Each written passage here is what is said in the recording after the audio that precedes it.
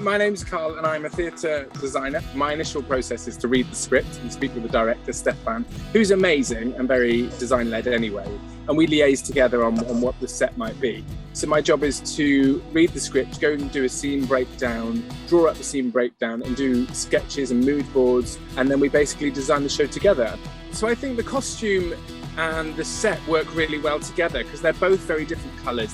It's a mishmash of lots of different periods. We go from sort of 1950s beach house to a mineshaft to an old farm building. Everything has a little touch on the scenes that are in the script. I think together we've managed to sort of create this sort of hilltop of beautiful objects. And one thing to say is that the floor, it's all in the round. Everything was looking a bit edgy. And I think that whole monotonous of donkeys being, captured and stuck, that whole sort of circular motion is really important.